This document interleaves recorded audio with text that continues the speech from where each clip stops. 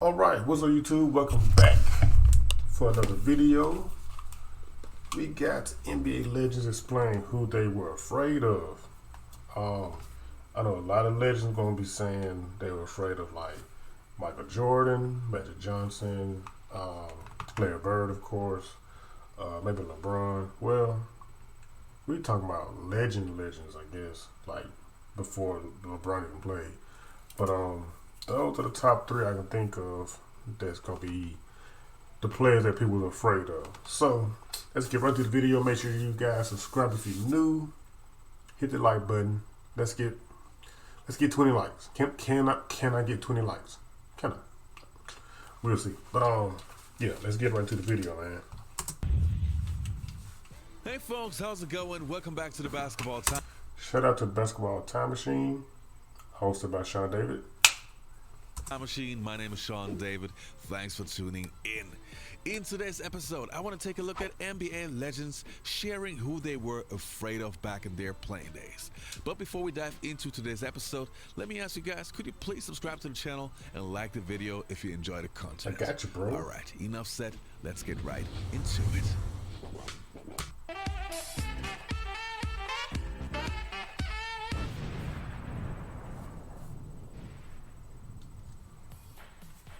Now the first player that we're going to take a look at and who openly admits who he was afraid of is Dominique, the human highlight film Wilkins. Let's have a look.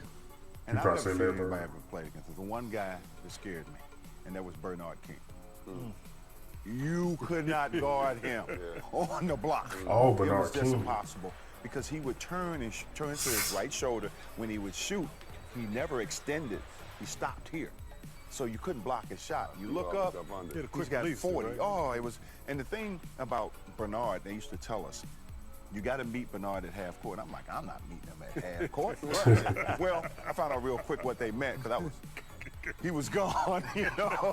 So I had to start to meet him at half court because once he got ahead of steam at half court, it was too late. You know, there were guys that you had to really get up to play against. All the offensive rebounds, like Moses Malone and those guys, you just knew you were in for a dogfight, but you weren't even scared of them. Like Lonnie Shelton was the one guy. Like they said, Lonnie Shelton, supposedly, I don't know if the story's true or not, but I'll tell it again. Some guy tried to stick him up. He took the dude's gun from the guy, beat him with his own gun, and then every time the guy moved, he hit him on the head till the cops came. The cops came, and the robber ran to the cops like, you got to save me from this guy. I went like, I do not want to have nothing to do with Lonnie Shelton. Now the next clip is with Isaiah Thomas, and it's about a player that some of you probably never even heard of, but who was a real icon back in the 1980s. Let's have a look. Isaiah Thomas to this day tells me that the one guy he was scared of was Richardson. He said Richardson owned him. Well, he was the sugar man. You know, he was Sugar Ray. I mean, he was sweet. You know, no moment or no stage was too big. I forgot about this guy. Michael Ray in the backcourt. Michael Ray 3 was... seconds. 2. Michael Ray puts it up. It'll count if it goes. It does! A 3-point play, and it's all over! I used to like playing against little guards because I say it's like shooting over a chair. I used to say, oh, I'm going to get all my jumpers off today. And then and he was a good player, but Dana Barros. Oh, yeah. He just got rolling for some reason when he saw my face.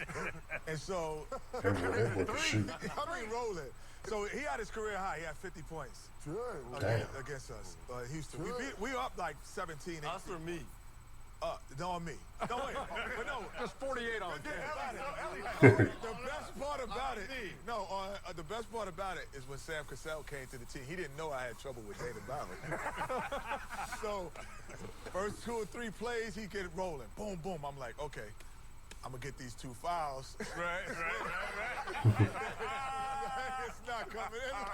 So then, Sam, so soon, oh, foul shaving. We up. I'm like, I'm not getting the business. So, then all of a sudden, he's still hot. He hits like 3 or 4 more. Boom. So screaming on the bench. Why you get him rolling? Why you get him rolling? And I'm like, it's all you, baby. It's all you. So at the end of the game, he had 50. So Sam's like, they're on the reporters. He's like, well, Kenny had 21 and I had 25. So we basically have 52. So it's even. It's a wash. Now the next clip that we're going to take a look at is from Chauncey Phillips talking about Allen Iverson. And I'm pretty sure he was not the only one who was afraid of AI. Let's take a look. Knowing that it's going to be an uphill battle. You know, I always had a tough time with little, really fast guys. And as you can see right there, he got by me pretty easy. Bubba Chuck! But he was just fearless. You know, he was fearless. I mean, he never let up. I mean, he was a warrior. You couldn't bully him. I could bully a lot of guys. You couldn't bully him. They couldn't bully Iverson. AI was my guy for sure. I'm going to say for me, this happened in my first few years in the league. I'm going to say Vince Carter. You know, every week I see highlights of him dunking on guys. And I was just like, man, I do not want to be on these highlights. I mean, look, this was like 3 or 4 times a week. And so, you know, when Vince came in, and this is when you had LeBron came into the league, Melo, these guys who are also great one-on-one. But it was Vince Carter for me in the Eastern Conference, because it was just like, he'll put you on that ISO wing, and next thing you know, one dribble, he's up in the air, and I never want to be on that highlight tape. Well, unfortunately for me, I was playing in the '98 playoffs against Michael Air Jeffrey Jordan, so he has to be a part of this conversation. And clearly, I was present when Kobe Bryant scored 81 points, so that should probably be my answer. How about that? All right, Kobe. Fight over the pick and roll, man. Come on. Well, can I get some help? Do you know what's sad about this highlight stuff? Is that every time we show any of this B-roll, it's a different play, because that's how many times he was up there. But here's what I want to for real stress. That's good, Dito. He wasn't thumping his chest or talking any trash, because you don't get close to 81 if you start running your mouth.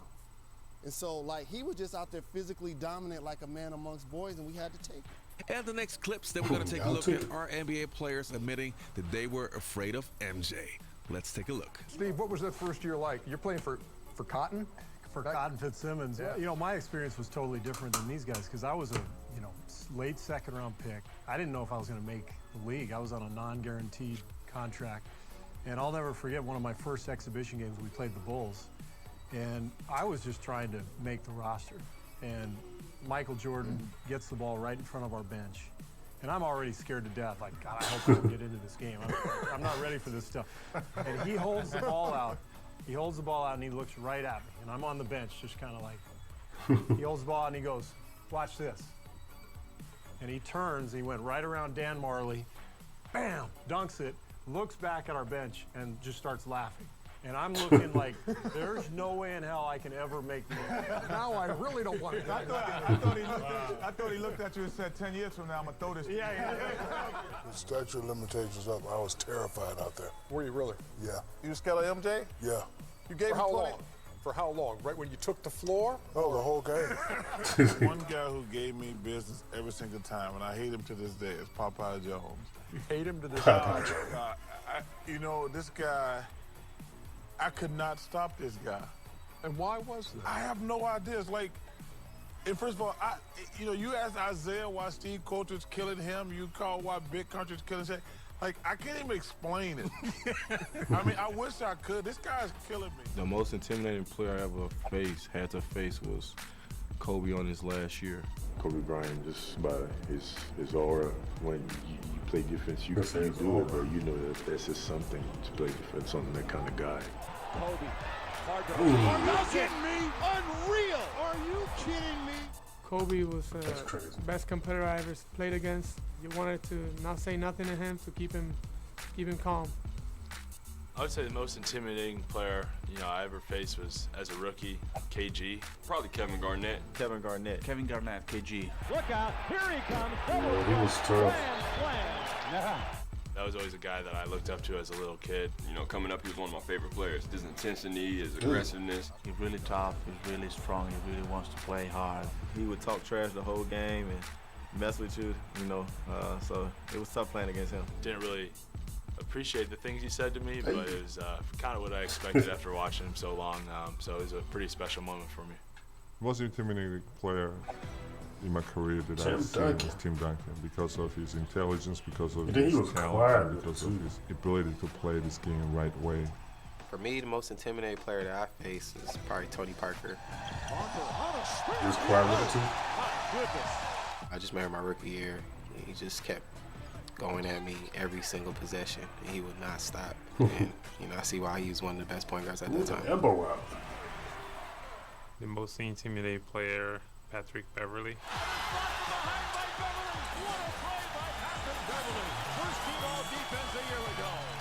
He gets into the ball, he gets into you, he's talking all the time. that's how he makes his game. You know, it's kind of unfortunate. I spent countless hours trying to find the right material, find the right clips, and I could not find a clip of a player that many NBA players were afraid of, Alvin Robertson. I talked to many guys on my podcast, and they all, off the record obviously, told me that they were afraid of Alvin Robertson because he was not only a dangerous player on the basketball court, but also a dangerous player or dangerous person off the court. Anyway, there was... What does that mean? Damn. You fight anybody for no reason? Anyway. Oh, God. Excuse me. It's been a long day, man. Damn. Let me know what y'all think about the video. Subscribe and like if you're new. Oh. Man, I'm tired. I might take me a nap. I'm out.